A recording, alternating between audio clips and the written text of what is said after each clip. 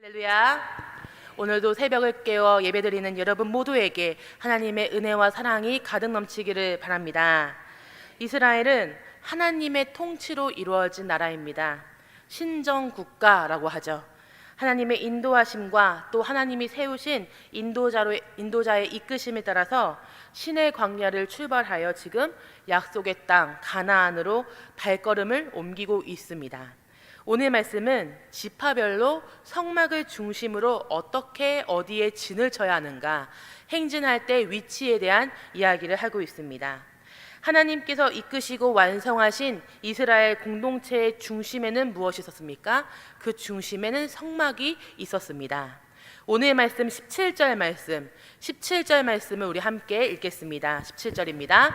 그 다음에 해막의 레위인의 진영과 함께 모든 진영의 중앙에 있어 행진하되 그들의 진친 순서대로 각 사람은 자기의 위치에서 자기들의 길을 따라 앞으로 행진할지니라. 아멘. 이스라엘은 지금 군대 형태로 나아가고 있습니다. 그러나 하나님은 이스라엘 공동체가 예배하는 군대가 되기를 바라셨습니다. 그래서 가장 중요한 하나님의 성막을 가운데에 두게 하셨습니다. 한가운데에 성막을 두게 하신 것입니다. 하나님의 성전은 12지파가 어디에서 바라보든지 항상 중앙에 위치하고 있고 또 누구나 비슷한 거리에서 성막을 바라볼 수 있었습니다. 하나님의 성막이 중앙에 있었다는 것은 언제든지 하나님을 예배할 수 있었다라는 것입니다. 성막은 하나님의 임재를 상징하는 곳입니다. 하나님께서 통치하는 보좌입니다. 성막을 중심으로 진을 치는 것은 하나님 중심으로 삶을 살아가는 것을 의미합니다. 사랑하는 여러분, 우리도 이 오늘 말씀처럼 하나님 중심으로 우리의 삶의 방향을 설정하는 복된 성도의 삶을 살아갈 수 있는 우리가 될 수 있기를 바랍니다.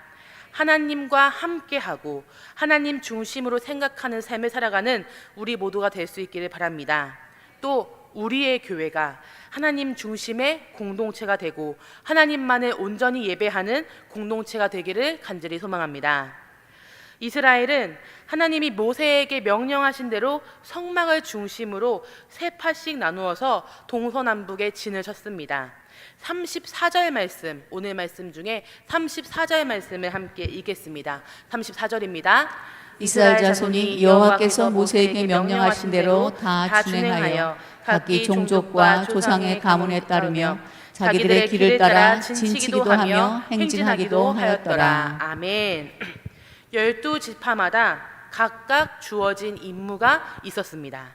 동쪽 해 뜨는 편에 진친 유다지파들, 이 유다지파에서부터 북쪽에 있는 단지파까지 각각 그들의 역할이 있었다는 겁니다. 각각의 진영 내에서도 선임지파가 있었고 또 선임지파가 있어서 깃발 아래에 나머지 지파들이 모여야 했습니다. 크고 작은 차이는 있었어도 각각의 역할들이 있었습니다. 예수님께서 우리에게 주신 말씀 가운데 달란트의 비유를 기억하실 것입니다. 각 사람에게 주신 재능과 은사에 따라서 최선을 다해야 한다는 말씀을 기억하실 것입니다. 그리고 사도 바울이 공동체 안에서 우리의 몸을 이 비유로 말씀했던 것이 있습니다. 몸은 한 지체뿐만 아니요 여럿이니 손은 손대로 발은 발대로 주어진 임무에 충실해야 한다라는 말씀을 기억하실 것입니다. 그래서 우리는 함께 각자에게 주어진 임무에 또 주신 능력을 잘 활용하여서 하나님의 선을 이룰 수 있다는 말씀을 기억할 수 있습니다. 그리고 이스라엘 진영은 유기적으로 연합이 가능했습니다. 유기적인 연합이 가능하도록 배치가 되었습니다. 성막을 중심으로 배치된 모든 지파들은 빈틈이 없었습니다. 그래서 외부의 적이 공격해 올 때 성막의 사면에서 막아낼 수 있었습니다. 그러나 어느 한 지파라도 자기에게 주어진 역할을 소홀히 하게 되면 소홀하거나 또 감당하지 않는다면 나머지 지파가 아무리 철통같이 방어를 할지라도 소용이 없는 구조가 됩니다. 비어있는 그 틈을 노려서 성전으로 진입하여서 진영을 무너뜨릴 수 있기 때문입니다.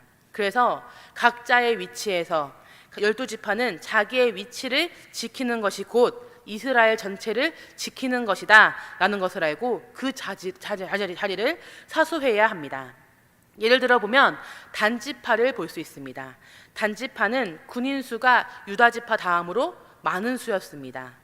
유다지파 다음으로 많았습니다. 하나님은 단지파의 위치를 어디로 하셨습니까? 맨 뒤, 후대로 행진하라 라고 하셨습니다.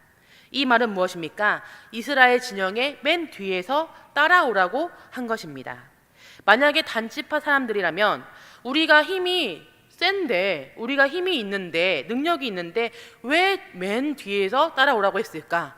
이런 불만을 가질 수 있지 않겠습니까? 그러나 단지파는 불평하지 않았고 하나님께서 정해하신 대로 다 준행하였다는 것을 우리가 알 수 있습니다. 사랑하는 여러분, 우리도 마찬가지입니다. 교회 안에서 또 우리 가정 내에서 우리의 공동체 안에서 우리에게 주어진 자리가 드러나는 자리이든지 또 감춰진 자리이든지 기쁨과 감사로 감당하는 주님의 백성들이 다 될 수 있기를 간절히 바랍니다. 어디에 있든지 하나님이 주신 사명을 감당하는 것은 하나님께 기쁨이 됩니다. 또 하나님께 기쁨이 영광이 될 줄로 믿습니다. 우리의 각자 자리를 잘 지켜서 나가는 하나님의 아름다운 성도가 될 수 있기를 간절히 바랍니다.